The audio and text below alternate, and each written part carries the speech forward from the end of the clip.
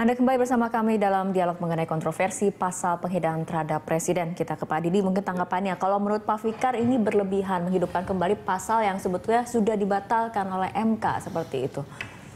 Jadi begini, kita ingin melihat dulu, kita sepakat tidak kalau Presiden ini simbol negara.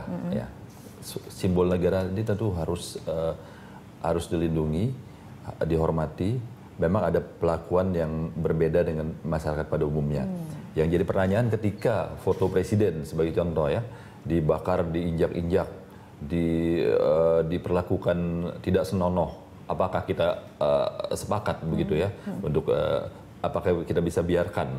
Nah ini kan yang jadi pertanyaan di sini. Kalau menurut hemat saya, kalau yang keterlaluan sedemikian rupa tentu tidak patut juga, sangat tidak patut. Tapi kalau kritikan-kritikan itu sebatas kritik dan masukan-masukan sekeras apapun tentu diperlukan oleh Presiden untuk mengkoreksi diri. Tapi kalau sudah mengarah penghinaan merendahkan derajat Presiden, tentu harus kita pikirkan sebagai simbol negara, sebagai kepala negara. Nah, tapi kita lihat apakah Presiden sebagai simbol negara sepakat atau tidak nih ya. Kita lihat Pak Fikar bagaimana pandangannya bahwa ini Presiden sebagai simbol negara kemudian memang harus dilindungi sehingga perlakuannya berbeda dengan masyarakat biasa seperti itu, Pak Didi. Ya, sudah pasti dia warga istimewa tapi tanpa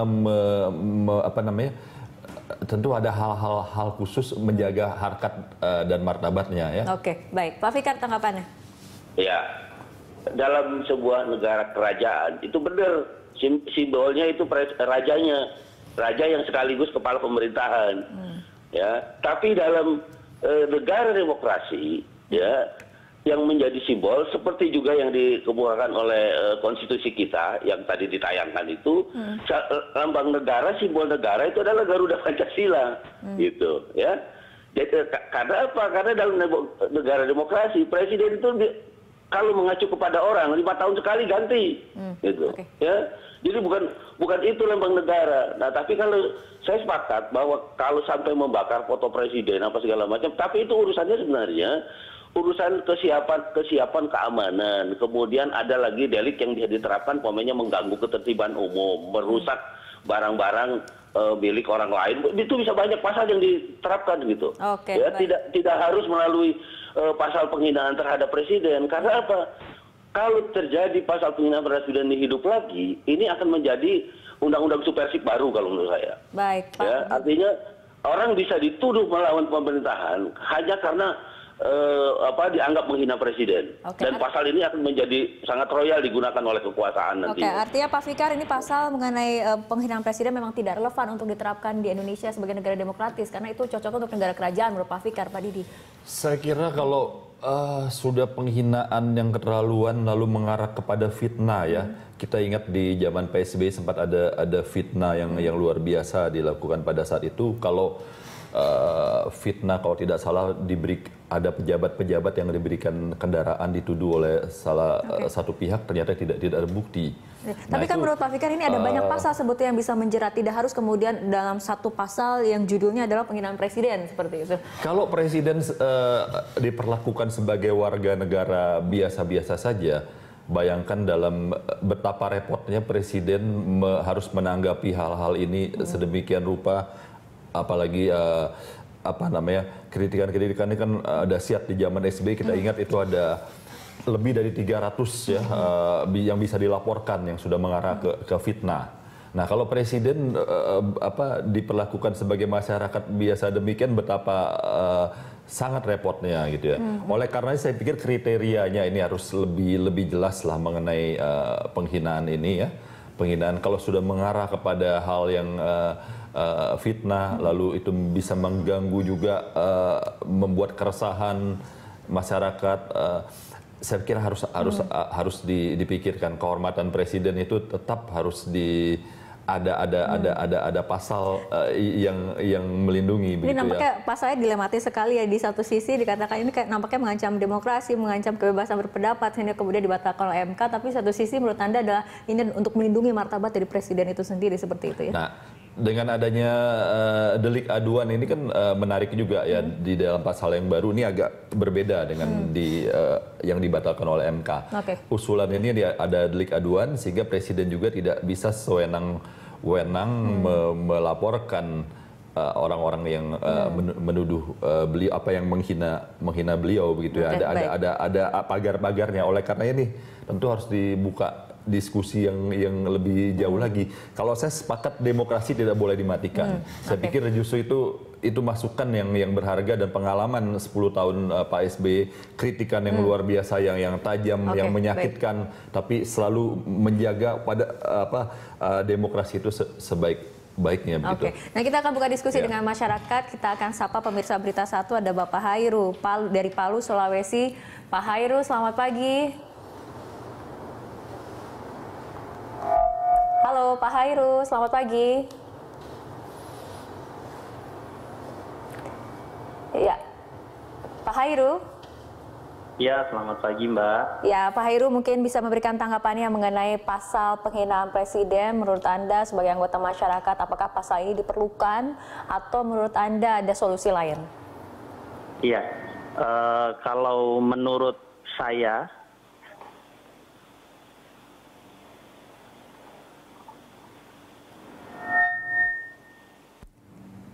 ya, silakan Pak Hairu, langsung dengan pendapat ataupun tanggapan Anda.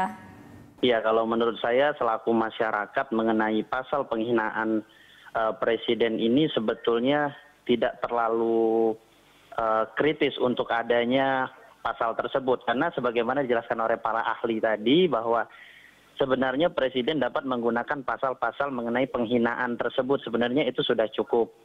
Karena kan pasal ini juga sebagaimana kita ketahui bahwa sudah ditutup oleh MK karena tidak sesuai dengan asas demokrasi yang saat ini berkembang di negara kita.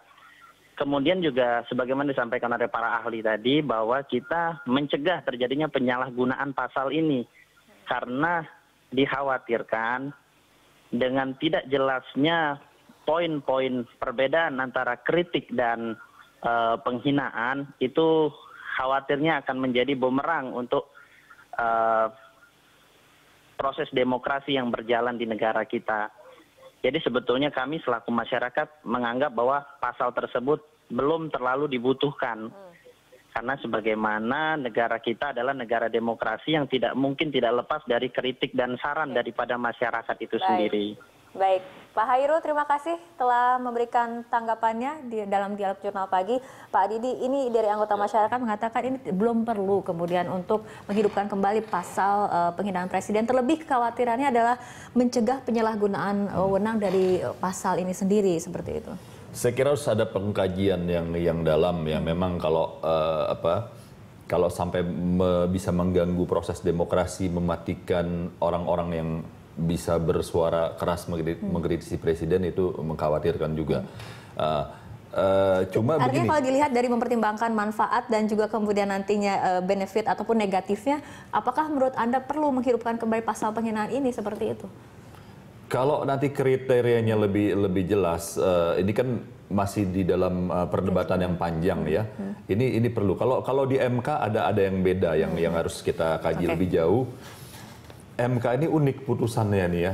Di satu sisi terhadap presiden Indonesia kan dihapus ya, dihilangkan. Tapi terhadap kepala negara asing yang ada di sini itu ada sanksinya kalau dihina. Jadi ada yang berbeda. Saya kira perlu kita telaah lebih jauh. Kan sangat nggak adil kalau kepala negara dari negara kita sendiri boleh seenak-enaknya dihina, diinjak-injak fotonya dan sebagainya. Tapi sementara kepala negara asing di dalam pada saat pembatalan itu tidak berlaku. Ini jadi ambivalen, jadi masalah. Tapi sekali lagi pengkajian yang dalam supaya tidak merugikan kepentingan masyarakat luas yang kritis dan ingin memperbaiki negara ini perlu dipikirkan lebih. Baik, Pak Fikar, tanggapannya?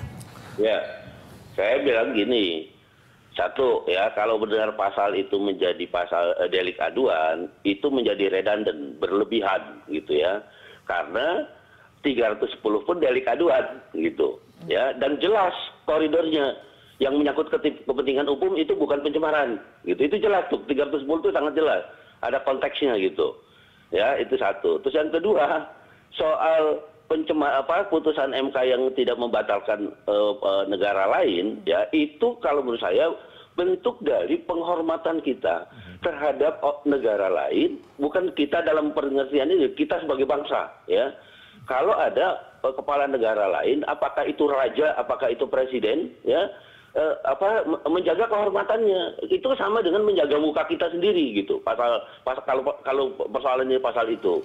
Nah, tapi kalau pasal yang khusus untuk presiden, itu kalau sekarang pokoknya diajukan sebagai delik aduan, udah cukup 310, udah jelas ada koridornya. Sepanjang menyangkut kritik, sepanjang menyangkut kepentingan umum, tidak bisa itu disebutkan sebagai pencemaran atau penghinaan. Nah, oleh karena itu sebenarnya kekhawatirannya adalah pasal ini akan menjadi pasal subversif baru, akan banyak digunakan nanti ketika ada orang yang berkreasi sedikit berbeda pendapat dan apa segala macam, itu akan dipakai ini sebagai pasal untuk mematikan kreasi itu, gitu loh. Pak Fikar, banyak hal saya sepakat, tapi tadi mengenai kok kepala negara asing tidak apa-apa dilindungi sedemikian rupa, ya, sementara kepala negara kita sendiri boleh diinjak-injak, dihina-hina, ini kan kurang fair juga. Saya kira, jadi saya pikir kita inilah perlu kita kaji lebih jauh lagi. Kepala negara kita dengan penduduk 250 juta ini kan kehormatannya kita jaga. Kehormatannya kita jaga, tapi di satu sisi bagaimana demokrasi itu jangan sampai, ya itu saya sepakat ya, demokrasi dimatikan, demokrasi terancam, itu saya nggak mau juga. Jadi ini perlu diskursus, perlu pendalaman yang lebih jauh. Jadi sangat tidak adil kepala negara asing sementara tidak apa-apa, kepala negara sendiri boleh diinjak-injak, dihina-hina, diludahi, kan tidak benar juga gitu. Baik, Bapak-bapak, Pak Fikar dan juga Pak Didi, kita akan lanjutkan perbincangan seperti biasa, tapi kita harus ikuti jeda berikut terlebih dahulu.